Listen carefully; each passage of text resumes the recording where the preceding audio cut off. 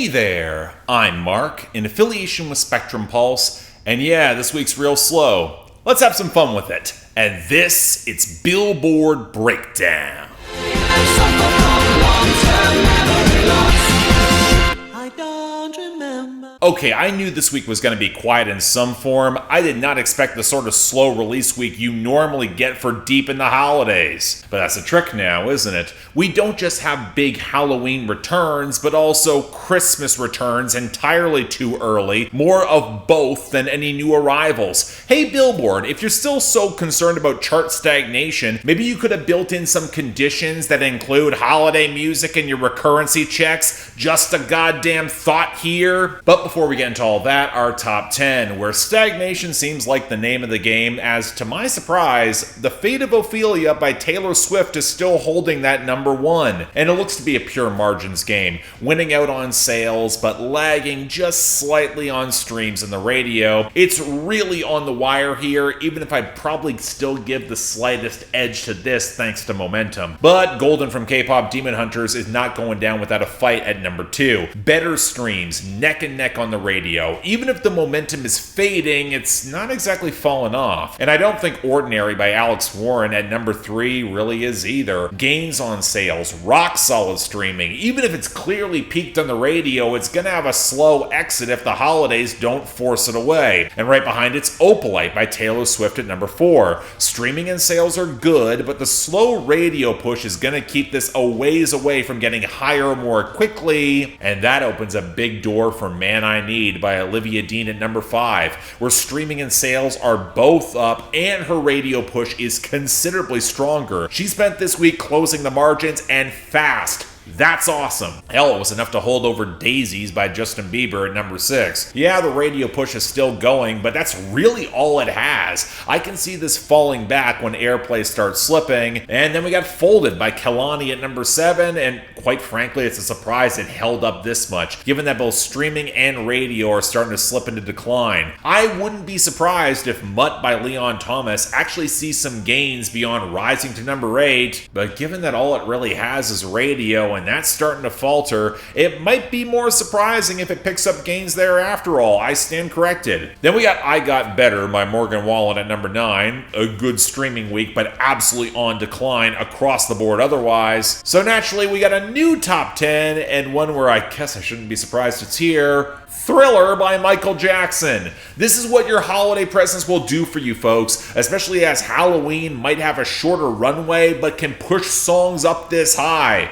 Not complaining, Thriller rules. But on the flip side, let's talk about our losers and dropouts, where it seems like some of my hypotheses about recurrency and Billboard, they're starting to come to pass, at least when it comes to sudden bursts of radioactivity, that last gasp to keep some tracks alive in Billboard's eyes, and just watch the canny enough labels exploiting that in the years to come. But yeah, Wildflower by Billie Eilish is finally gone, alongside Mystical Magical by Benson Boone, Outside by Cardi B, that one was just a matter of time, and Burning Blue by Mariah the Scientist. There are still recurrent songs left on the Hot 100, but they're a little easier to justify with more data, especially if they're gaining. As for our losers, they fall into 2 categories: new debuts, Taylor Swift, and we got a lot of the latter. From the top, Wish List at 28, The Life of a Showgirl with Sabrina Carpenter at 32, Wood at 37, Actually Romantic at 38, Cancelled at 41, Eldest Daughter at 49, Ruin the Friendship at 51, and Honey at 55. Then for our new arrivals, Lover Girl by Megan Thee Stallion down hard to 80, Beautiful Things by Megan Maroney at 85, Spaghetti by LE SSERAFIM and J-Hope at 89, and I'm Not There For You by Jessie Murph at 95. The only exception to this is Back in the Saddle by Luke Combs losing all the gains down to 40. Rise and Fall of Nashville Radio, I guess. Now, the bigger stories come with our returns and gains, because of the first group, outside of a few songs sneaking back at the bottom, like Days Like These by Luke Combs at 79, Shake It to the Max by Molly, Silent Addy, Skillabang, and Shensia at 97, and 3 AM by Low Shimmy and Don Tolliver, all holiday music here. I mean, I'm not surprised to see the Monster Mash by Bobby Pickett back at 21, nor Ghostbusters by Ray Parker Jr. at 22, and Somebody's Watching Me by Rockwell at 24. They'll be gone next week. What is outright alarming is that we're getting Christmas music back already, with Last Christmas by Wham at 43 and All I Want for Christmas Is You by Mariah Carey at 31.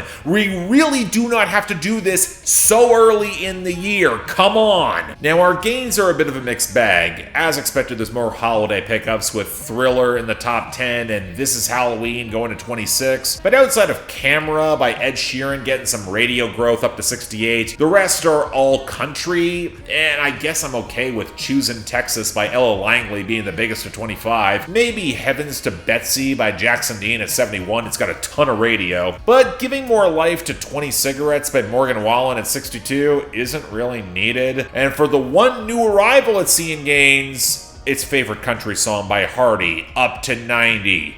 Joy. Now for this week, we only really have one new arrival, and while I normally appreciate having just an incredibly short episode to work with given my backlog, I figured I might as well give you two world hits, with our first only charting in the UK, but it counts, Everybody Scream by Florence and the Machine. I'm extraordinary and normal all at the same time, but look at me run myself ragged, blood on the stage, but how can I leave you when you're screaming my name?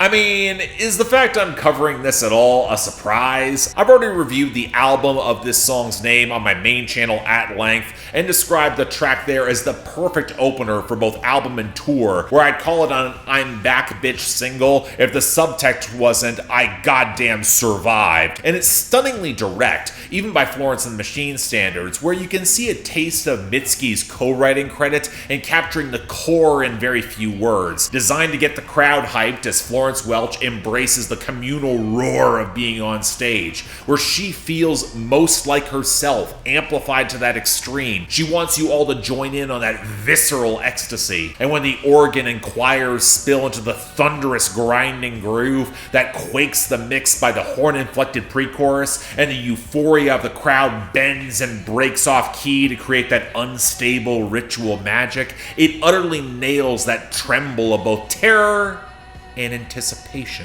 It's an absolutely awesome song. But you know, while we're on the topic of songs charting worldwide that have this sort of impact, our next world hit, Berghain by Rosalia featuring Bjork and Yves' Tumor.